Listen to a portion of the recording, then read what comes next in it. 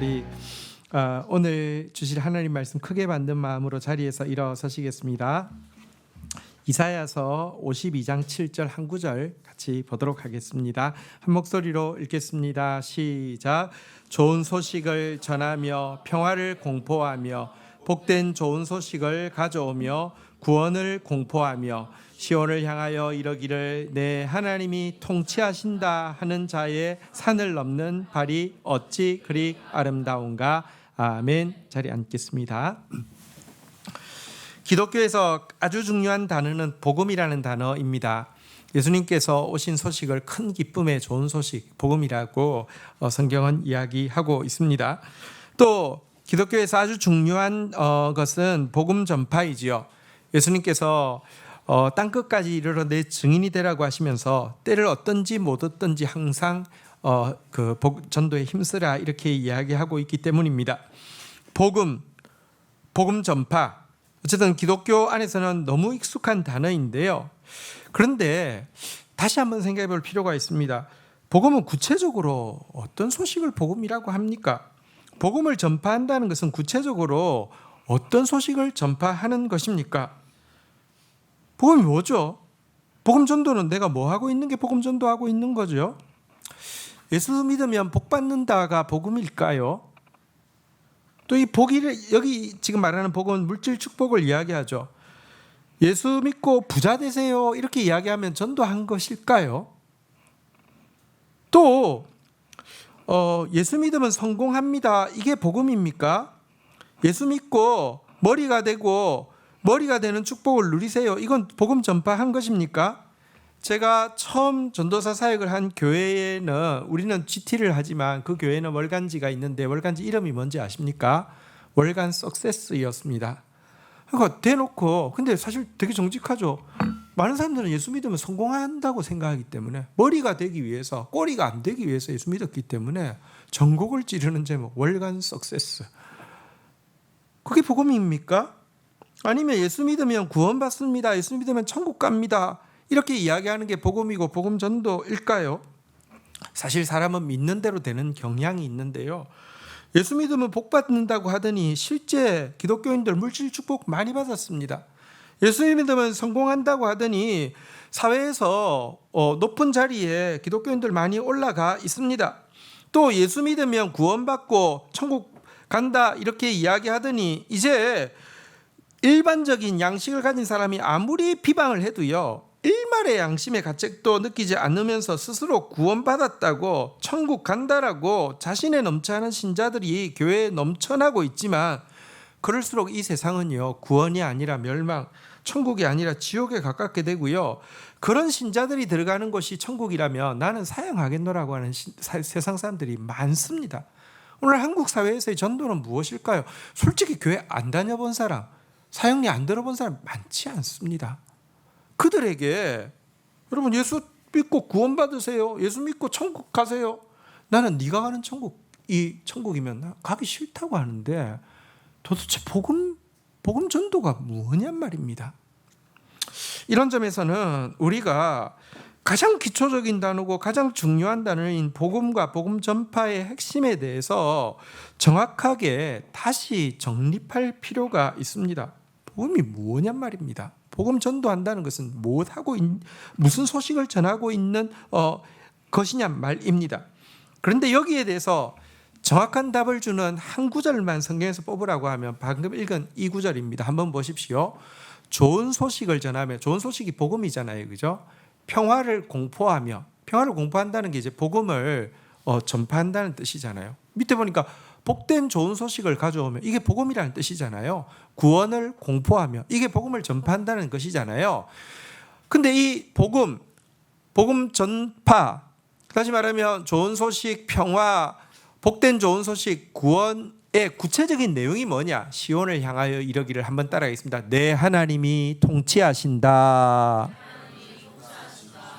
내 하나님이 통치하신다가 좋은 소식의 핵심이고 내 하나님이 통치하신다고 선포할 때 평화가 임하고 내 하나님이 통치하신다고 선포할 때 구원이 임한다라고 하면서 복음의 핵심, 복음 전파의 핵심이 내 하나님이 통치하신다 이게 핵심이라고 밝히고 있습니다. 그러면서 이 복음을 전파하는 것이 얼마나 아름답든지 이 메시지 전하는 사람은 그 발마저도 아름답다라고, 이 내 하나님이 통치하신다 이렇게 선포하고 산을 넘어서 발이 보이며 그 발마저도 아름답다라고 이야기하면서 이것이 진짜 복음 전파다 이렇게 이야기를 하고 있습니다. 그래서 오늘은 설교 제목을요, 복음의 핵심, 내 하나님이 통치하신다라고 정했는데요. 한번 따라하겠습니다. 복음의 핵심, 내 하나님이 통치하신다. 우리 옆에 지체들에게 복음을 들려주십시다. 내 하나님이 통치하십니다. 자, 오늘 먼저는 내 하나님이 통치하신다가 왜 복음의 핵심인지, 좋은 소식의 핵심인지, 두 번째는 내 하나님이 통치하신다는 복음을 가진 사람은 세상 사람 그리고 이 복음을 가지지 않은 사람과 구체적으로 어떻게 다른지, 세 번째로 내 하나님이 통치하신다는 복음을 가진 사람은 우리의 가장 평범한 일상의 삶에서 어떻게 살아내게 되는지 세 가지로 좀 나누도록 하겠습니다. 첫 번째, 내 하나님이 통치하신다가 왜 복음의 핵심, 좋은 소식, 복된 좋은 소식, 아름다운 소식의 핵심인지 생각하도록 하겠습니다. 여러분, 요즘 사회를 보면서 아마 여러분들도 많이 느낄 거예요. 누가 통치하고 어떻게 통치하느냐가 어떤 나라가 되고 어떤 백성이 되는지의 핵심이라는 사실을 말입니다. 좋은 통치자가 바르게 통치하면 좋은 나라 되고 사랑스러운 나라 되고요, 행복한 백성 되고 자부심 가질 수 있는 백성이 됩니다. 반대로 나쁜 통치자가 악하게 통치하면 나쁜 나라 되고요, 수치스러운 나라 되고요, 불쌍한 백성 되어지고요, 진짜 각자 도생할 수밖에 없는 백성이 되어진다는 것입니다. 그런 점에서 우리 하나님이 통치하신다는 것은 복음 중에 복음이 될 수밖에 없다는 것입니다. 사실 왜냐고 하면 성경에 보면 이 통치자이신 하나님이 어떤 분이시며 이 통치자이신 하나님이 무엇을 어떻게 통치하시는지에 대해서 가장 잘 설명하는 구절이 한 구절이 있는데요, 시편 89편 14절입니다. 한번 같이 읽도록 하겠습니다. 시작. 공의와 정의가 주의 보좌의 기초라, 인자함과 진실함이 주 앞에 있나이다. 우리의 통치자 하나님이 어떤 분이시며 어떻게 통치하시는지를 네 단어로 설명합니다. 한번 따라하겠습니다. 공의와 정의, 인자와 진실.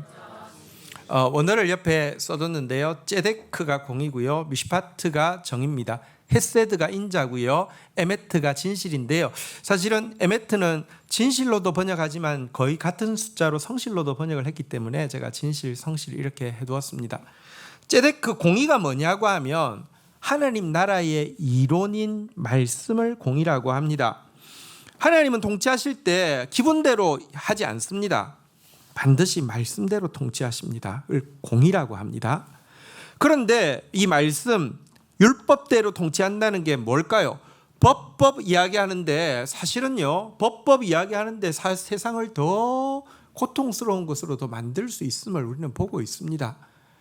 정의란 무엇이냐고 하면요, 이 하나님 나라의 이론인 이 말씀대로 행하시게 되면 그 결과 하나님 나라의 실천이 정의인데요, 정의는 약한 자가 돌봄받고요, 매여 있는 자가 자유를 느끼게 되는 상태를 정의라고 합니다. 우리 하나님이 공의의 말씀대로 그리고 정의의 행동으로 이 땅을 통치하신다고 하면 얼마나 행복하겠습니까? 여기에 대해서 이사야는요, 공의와 정의로 통치하실 예수님의 통치에 대해서, 그 행복에 대해서 이렇게 노래하고 있습니다. 보라, 장차 한 왕이 공의로 통치할 것이며 정의로 다스릴 것이며 또 그 사람은 광풍을 피하는 곳, 폭우를 가리는 곳 같을 것이며 마른 땅의 냇물 같을 것이며 곤비한 땅의 큰 바위 같으리니 보는 자의 눈이 감기지 아니할 것이요 듣는 자가 귀를 기울일 것이며. 보십시오, 예수님이 오셔서 공의와 정의로 다스린다는 것입니다. 그렇게 되면 어떻게 되느냐? 그 사람은 마치 광풍을 피하는 곳, 폭우를 가리우는 곳, 마른 땅에는 냇물 같고 곤비한 땅에는 큰 바위 같아서 그분이 나타나시면요, 사람들이요 눈이 감기지 않고 그분이 말씀하시면 사람들이 귀를 기울일 것이라고 했습니다. 악한 통치자가 얼굴을 보이며 보기가 싫고요, 악한 통치자가 말을 하면 귀를 막게 되는데 공의와 정의로 통치하시는 통치자는 한마디도 놓치지 않으려고 귀를 기울이고요, 눈 한 번 깜빡하는 것도 아까워서 눈을 딱 이렇게 마주보게 된다는 것입니다. 왜? 여러분 지금도 막 태풍이 좀 일어나고 있는데요, 막 광풍이 올 때 또 비가 엄청나게 와서 비 피해가 많았잖아요, 그죠? 북경에서도 막 비 피해가 많았더라고요. 근데 폭우가 올 때 폭우 가리우는 곳이 되면 메마른 땅에 냇물이 되고 곤비한 땅에 그늘진 큰 바위가 되며 사람들이 얼마나 행복하겠냔 말입니다. 공의와 정의로 하나님은 다스리시고요. 또 인자와 성실 보십시오. 인자란 하나님의 마음가짐을 보여주는 단어이고요, 성실이란 혹은 진실이란 하나님의 행동 거지를 이야기합니다. 하나님은 모든 행동에서 성실하고 진실하신데 그 행동의 동기를 파보면 전부 사랑이고 인자라는 것입니다. 이런 통치자가 있으면 백성들은 얼마나 행복할 것이며 또 그런 통치자의 통치에 대해서 얼마나 찬송하겠습니까? 그래서 시인은 이렇게 노래합니다. 주의 인자심이 헤세드, 하늘보다 높으시며 주의 진실은 에메트, 궁창에까지 일어나이다. 하나님이여 주는 하늘 위에 높이 들리시며 주의 영광이 온 땅에서 높임 받으시기를 원하나이다. 인자와 성실로 다스리시는 하나님 앞에서 하나님 높이 들리시옵소서, 영광 받으시옵소서 이렇게 찬양할 수밖에 없다는 것입니다. 이 하나님이 우리를 통치하신다는 것, 이것이 복음이 될 수밖에 없습니다. 그리고 이런 하나님이 다스리시기에 그의 나라는 영원하며 그의 통치는 견고하고 항구적이라는 것입니다. 세상의 나라는 영원하지 않습니다. 세상에 많은 제국들이 있었지만 얼마 지나지 않고 다 무너졌습니다. 세상 통치자의 통치 역시 견고하지 않습니다. 선한 통치자도 죽고요, 또 악해서 그 앞에서 벌벌 떠는 통치자도 얼마 지나면 사라집니다. 하지만 공의와 정의, 인자와 진실, 성실로 다스리시는 하나님의 통치는요 영원하고 대대에 이른다라고 성경이 계속해서 노래하고 있고요. 이 때문에 한때 세계제국의 재앙이었던 바벨론의 느부갓네살도 다니엘서 4장 3절에 보면 하나님의 나라에 대해서 이렇게 노래하고 있죠. 같이 읽겠습니다. 시작. 참으로 크도다 그의 이적이여, 참으로 능하도다 그의 놀라운 일이여, 그의 나라는 영원한 나라요 그의 통치는 대대에 이르리로다. 복음의 핵심이 뭐라고요? 반드시 기억하십시오. 복 받는다도 아닙니다. 성공한다도 아닙니다. 구원받는다, 천국 간다. 도대체 구원이 뭐고 천국이 무엇입니까? 어떤 나라에 사는 것이 구원이고 어떤 나라에 사는 것이 천국입니까? 하나님이 통치하시는데 공의와 정의, 인자와 성실로 다스리신다. 이게 복음의 핵심입니다. 한번 따라하겠습니다. 서로 격려하겠습니다. 네, 하나님이 통치하십니다. 두 번째, 내 하나님이 통치하신다는 복음을 진실로 가진 신자는 세상 사람과 혹은 그렇지 않은 신자와 구체적으로 무엇이 다를지 한번 생각해 보도록 하겠습니다. 여러분, 저는 요즘 이런 생각을 많이 합니다. 어떤 사람이 진짜 담대하고 용기를 가진 사람이고 어떤 사람이 진짜 자유로울 수 있는가, 이런 생각을 많이 합니다. 우리가 그냥 상식적으로는 많이 가진 사람이 용감하고 자유롭고 많이 배운 사람이 자유롭고 용감할 거다라고 이야기하고 있는데요, 실상은 전혀 그렇지 않은 모습을 보게 됩니다. 우리 사회에서 솔직히 가장 많이 가진 사람, 가장 많이 배운 사람의 모습을 보면요, 가장 많이 사람 눈치 보고 있음을 보게 됩니다. 권력자의 그런 것을 그러다고 말할 수 있는 용기도, 또 권력자가 계속 그릇되게 갈 때 그것을 내려놓고 다른 길을 선택할 수 있는 자유도 전혀 없는 상태에서 비겁하게 아부하고 비굴하게 줄 서서 연연하고 그 짤막한 권세를 놓지 못해서 그 앞에서 여러분 거짓의 화신으로 일하는 경우를 너무 많이 봅니다. 그리고 이런 사람들 가운데 다수가 기독교인입니다. 많이 배운 사람, 많이 가진 사람. 그런데 정말 그 참 비굴하고 비겁하고 거짓되고 불쌍하기 거지없는 모습을 보면서 많이 가졌다고 용감한 것도 아니고 많이 배웠다고 자유로운 것도 아님을 알게 됩니다. 그런데 우리가 지난 주간에 GT를 하셨죠.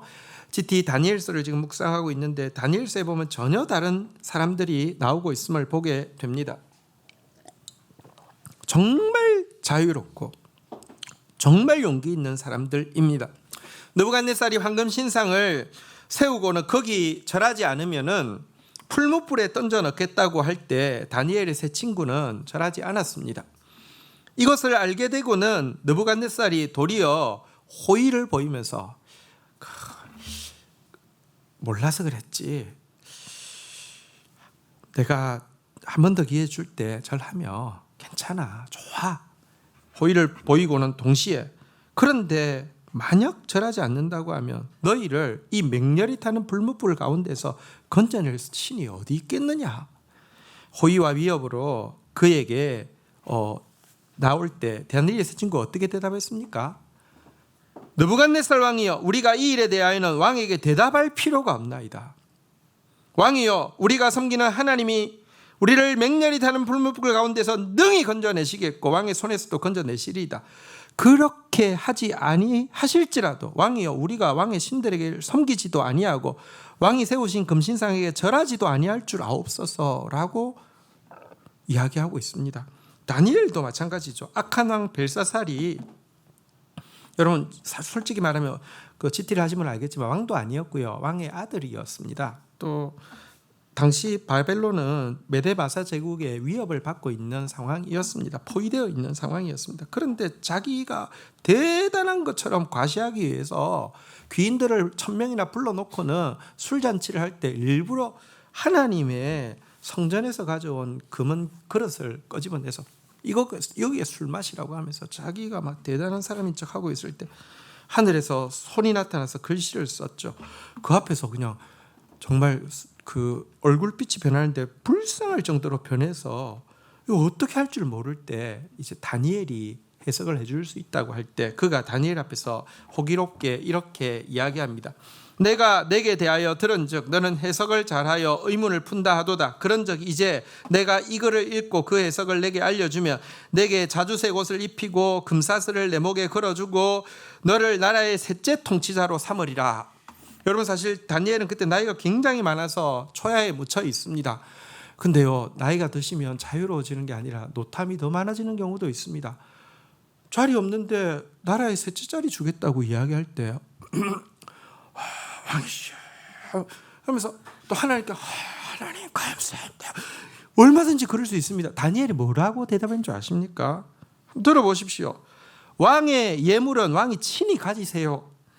왕의 상급은 다른 사람에게 주세요. 그럴지라도 내가 왕을 위하여 이거를 읽으며 그 해석을 아뢰리이다.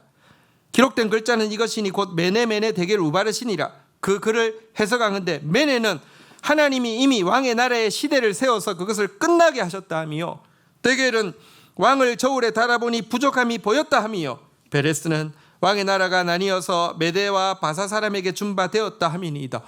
여러분 얼마나 위험에 가득 차 있습니까? 얼마나 당당합니까? 얼마나 자유롭습니까? 그 위험에 압도되어서 악한 왕을 벨사살이요, 저놈을 죽여라 이게 아니라요, 사람이 완전히 압도당해가지고요, 말한 대로 자주색 옷을 입히고 금사슬을 목에 걸어주고 전국에 조서를 내려 셋째 통치자로 삼으라고 이야기한 상태에서 그날 밤에 메데바사 연합군의 장군인 고레스에 의해서 죽임을 당하게 됩니다. 완전히 다른 삶을 살고 있습니다. 도대체 그들은 어떻게 해서 이렇게 자유롭고 이렇게 용감할 수 있었을까요?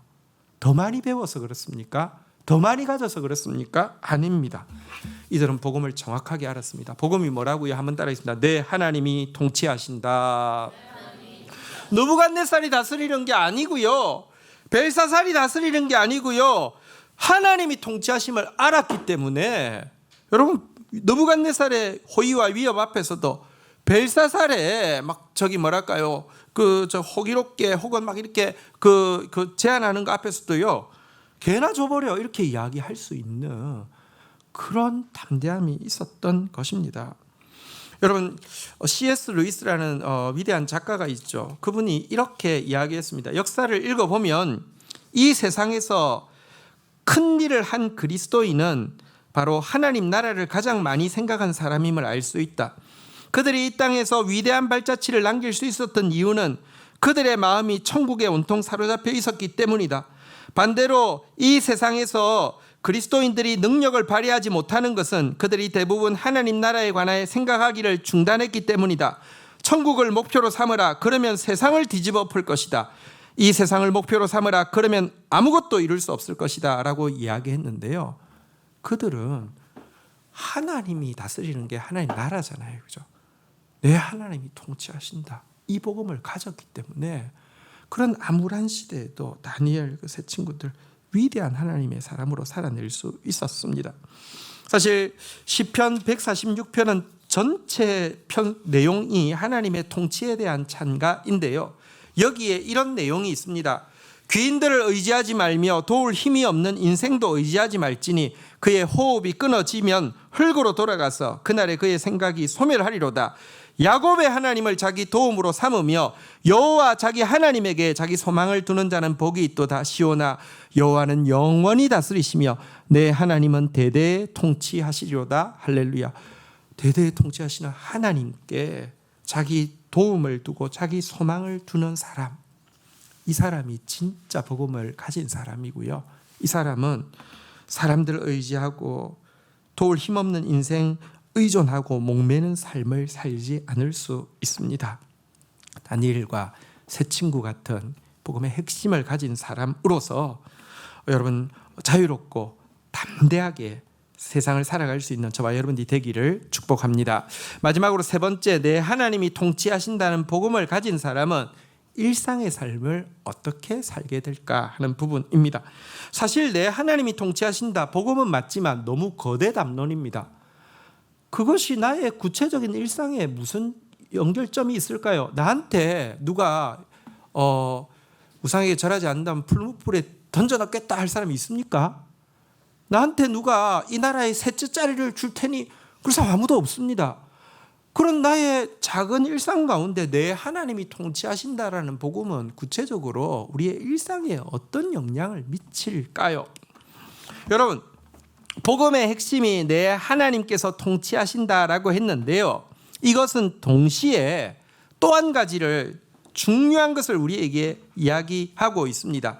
이 통치자이신 하나님은 성경 전체를 통하여서 이야기합니다. 그 통치의 동력자로서, 대행자로서 사람을 찾고 계신다고 말입니다. 그들로 우리 하나님 앞에서 나라와 제사장을 삼았으니 그들이 땅에서 왕노릇하리로다 라고 이야기하면서 예수님께서 우리에게 생명의 면류관을 세우시고 생명으로 왕노릇하는 일을 함께 하기를 원하신다라고 이야기하고 있는데요, 이것은 이 땅에서 일상의 소소한 삶을 살아내고 있는 우리의 일상의 의미가 무엇인지를 가장 가치 있게 보여주는 것이기도 합니다. 여러분, 사실 성경에 문화 비유라는 것이 나오는데요, 이 문화 비유는 달란트 비유하고 완전히 다른 것인데 잘 모릅니다. 문화 비유를 좀 설명을 드리겠습니다. 어떤 한 귀인이 이제 왕위를 받기 위해서 먼 나라로 가게 되었습니다. 왕위를 받는데 왜 먼 나라로 갑니까? 당시 로마 시절이었잖아요. 이스라엘에 있어도요, 어떤 거기에 이스라엘 땅에 뭐 왕이 되려고 하면 로마 가서 받아오잖아요, 그죠? 그러니까 그 당시 사람들에게 이해가 되겠죠. 귀인이 먼 나라에 왕위를 받으러 가게 되었는데 여행에 앞서 그가 믿을 만한 10명의 종들을 부르고는 부탁을 합니다. 은화 한 문화씩을 주면서 이것 가지고 내가 돌아올 때까지 장사하라고 했습니다. 그런데 이 문화는 달란트하고는 단위가 너무너무 다른 것입니다.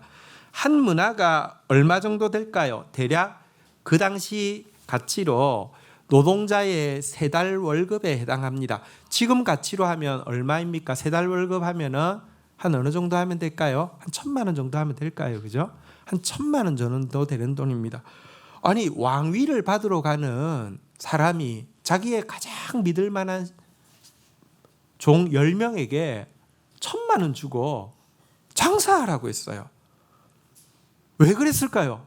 1번, 이 사람 굉장히 쫌생이다. 아주 쫌생이다. 이걸까요?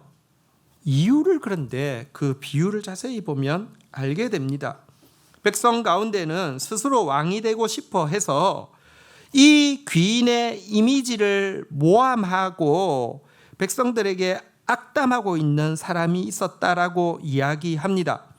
그런데 종들에게 한문화 1,000만 원 주고는 돌아올 때까지 장사하라고 했다고 하면 그 이유가 무엇이었을까요? 그것은 분명히 여러분 1,000만 원 가지고 큰 장사할 수 없잖아요, 그죠? 큰 장사는 얼굴 안 보고도 할 수 있는데 1,000만 원 가지고 장사하려고 하면 얼굴 봐야 됩니다. 사람 만나야 됩니다.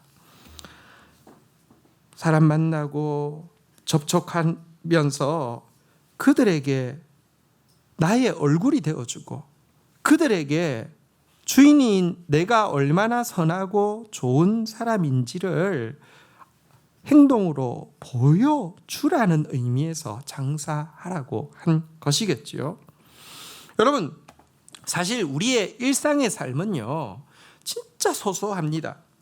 하지만 우리의 일상의 삶은 세상 사람들에게 우리의 왕이시고 온 세상의 장차 온 세상을 다스릴 왕이 되실 예수 그리스도가 얼마나 공의롭고 정의로운지, 얼마나 인자하고 성실한지를 보여줄 수 있는 가장 확실한 방편이 우리의 일상입니다.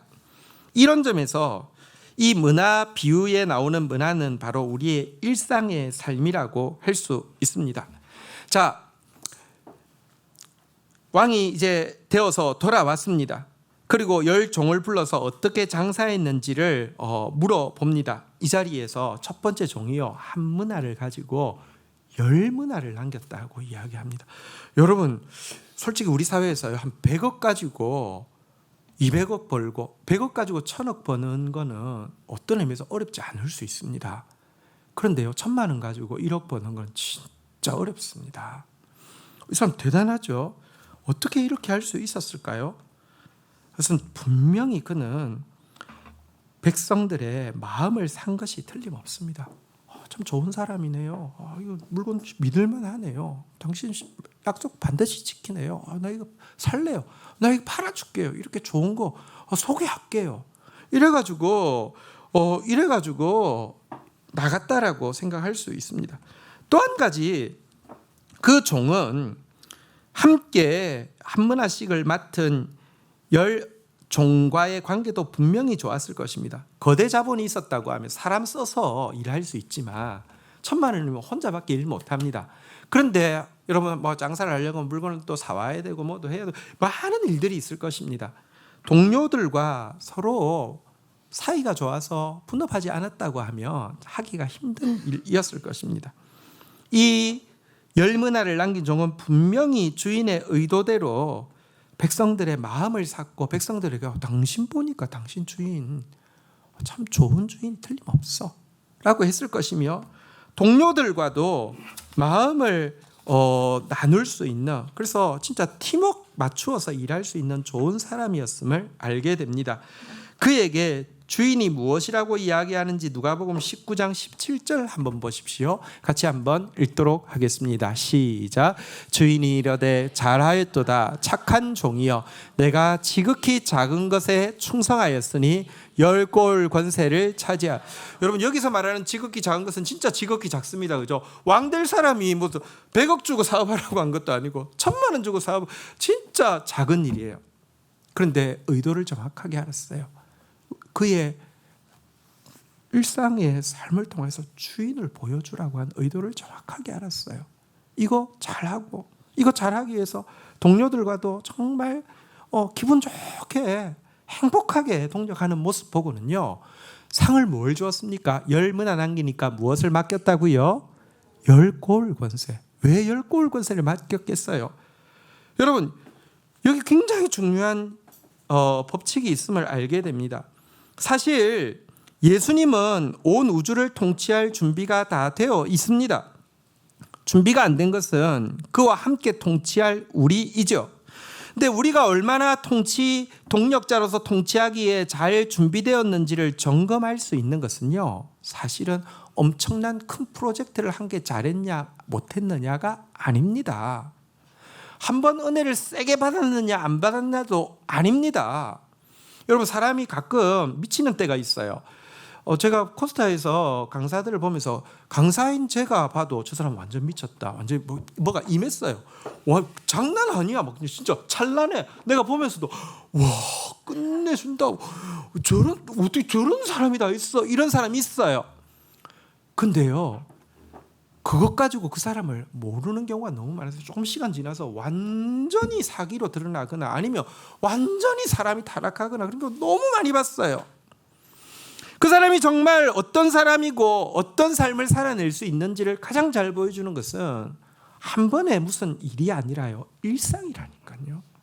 그의 일상이 따뜻하게 사람들의 마음을 얻을 수 있는 사람, 다시 말하면 공의와 정의, 인자와 성실을 살아낼 수 있는 사람, 동력자들과 정말 기쁘게 맞추어서 일할 수 있는 사람.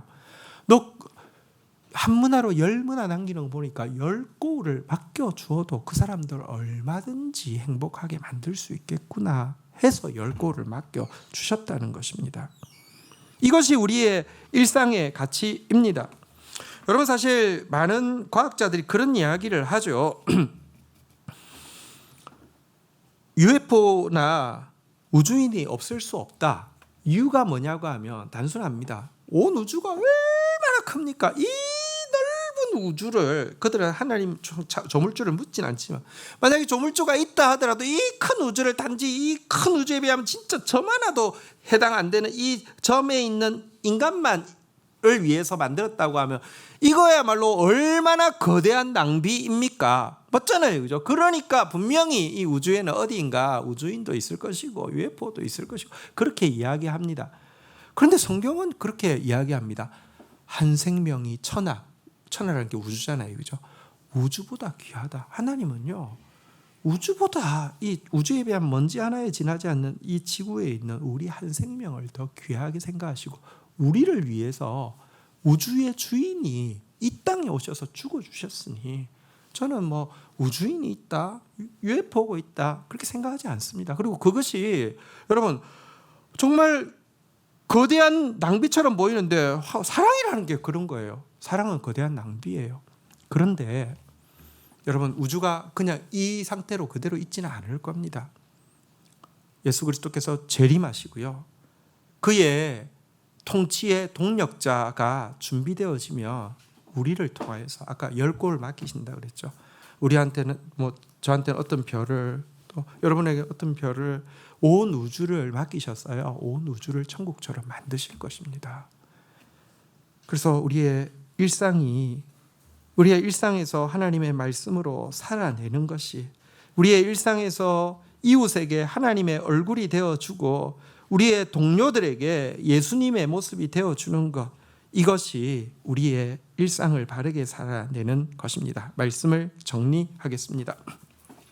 오늘 저는 3가지를 나누었습니다. 첫 번째, 복음의 핵심이 무엇이냐 한번 따라하겠습니다. 내 하나님이 통치하신다. 그리고 이 복음을 가진 사람만이 다니엘과 세 친구처럼 정말 진리 안에서 자유할 수 있고요, 진리 안에서 담대할 수 있음을 배웠고요. 그리고 이 복음을 가진 사람의 일상의 삶, 문화 같은 일상의 삶에서 내가 접촉하는 모든 사람들에게 주님의 선하심을 보여줄 수 있고, 나와 함께하는 사람들과 진짜 예수님이 제자들과 가지셨던 관계처럼 그런 관계를 만들어가는 것, 이것이 주님의 통치의 동력자로 준비되어지는 것이다 라고 말씀을 나누었는데요. 어쨌든 오늘 우리가 처음에 읽었던 구절, 이사야서 52장 7절은 복음의 핵심을 가장 잘 보여주는 내용이죠. 좋은 소식 한번 다시 읽어볼까요? 시작.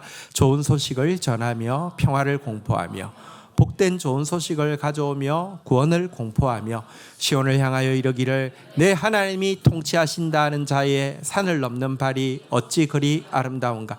자, 그런데 이 복음의 핵심 내 하나님이 통치하신다 이 구절이요, 이사야에 보면 이사야 52장 7절과 거의 쌍둥이 같은 구절이 하나 있고요, 거기에 보면 이 표현과 조금 다른 한 개의 표현이 나오는데요, 두 개가 합쳐졌을 때 증폭이 되어집니다.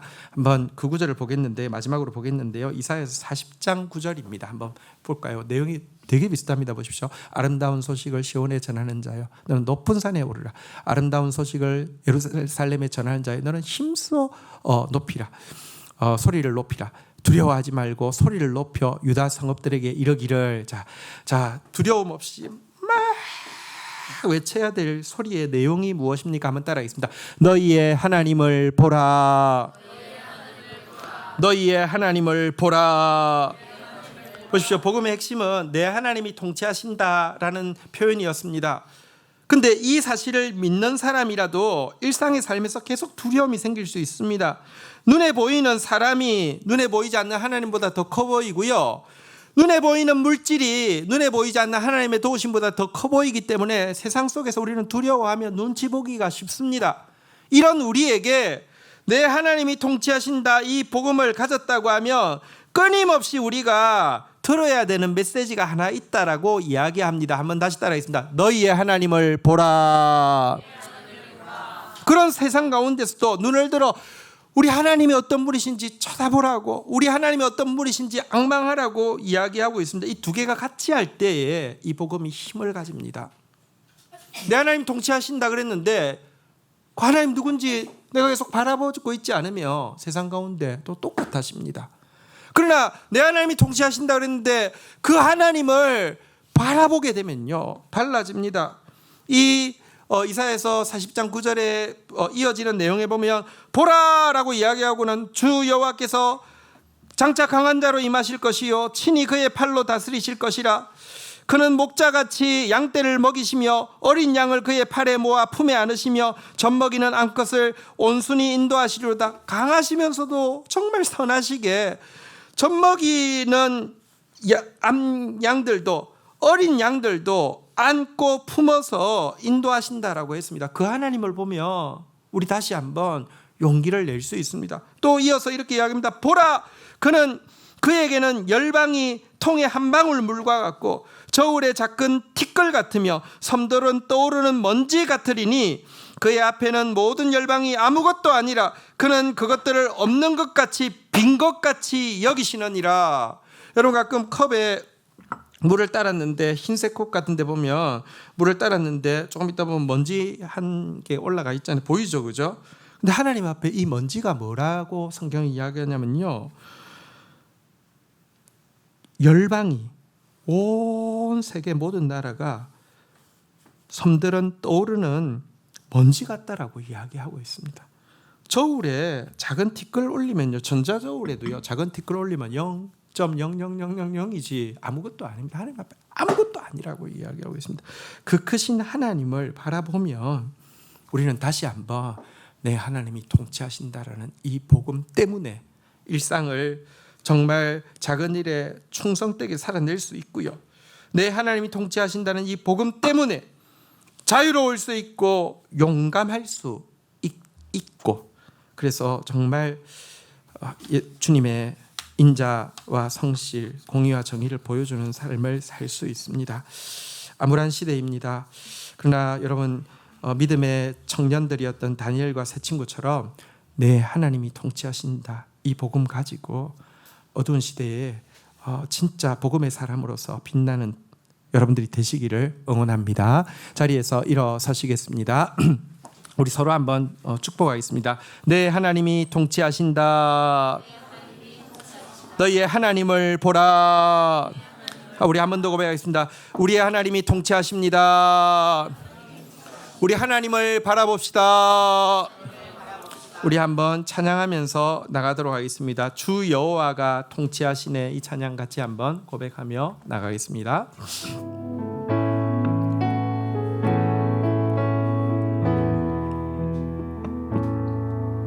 주 선한 힘에 언제나 감사여, 위로받는 이 놀라움 속에 나 오늘도 그대와 함께하고 또 함께 새날을 마고, 지나간 일이 마음 괴롭히고 지나간 일이 마음 괴롭히고 오늘의 짐에 진들, 우리는 작은 일을 할 수 있을 뿐입니다. 작은 일상을 살아갑니다. 주 예비하신 구원을 주소서. 이 싸우는 우리 영혼 속에 그 선한 힘을 보호받으며 믿음의 새 일들을 꿈꾸네. 밤에도 낮에도 주 함께 계셔 매일매일을 새롭게 하네. 주께서 우리에게 넘치도록 쓰리 쓴 고난의 잔 주시며 선하신 당신의 손으로부터 두려움 없이 함께 이 어둠 속에 촛불 밝히신 주, 이 어둠 속에 촛불 밝히신 주, 우리 안에서 타오르소서. 모두 하나가 되게 하옵소서. 우린 믿네 참 빛의 승리를. 그 선한 힘에 보호받으며 믿음의 새 일들을 꿈꾸네.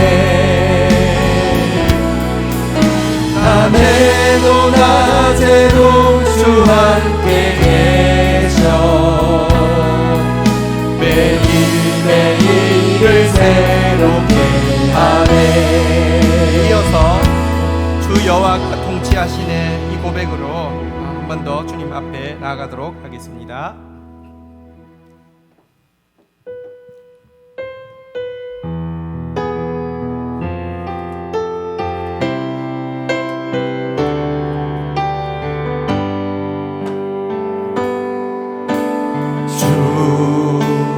여호와가 통치하시네. 주님 발 앞에 모두 나와 무릎 꿇고 경배 드리세. 아멘. 주 여호와가 통치하시네. 주님 발 앞에 모두 나와 고개 숙여 예배 드리세. 다시 한번 고백하며 나아가겠습니다. 내 하나님이 통치하신다. 주 여호와가 통치하시네. 주님 발 앞에 모두 나와 무릎 꿇고 경배 드리세. 아멘. 주 여호와가 통치하시네. 주님 발 앞에 모두 나와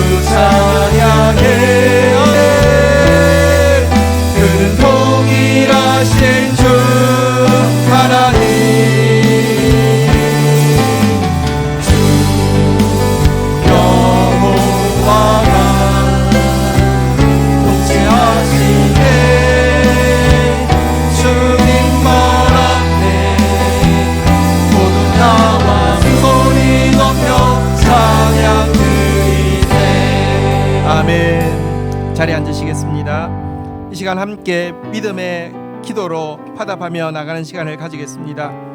여러분, 하나님이 통치하십니다.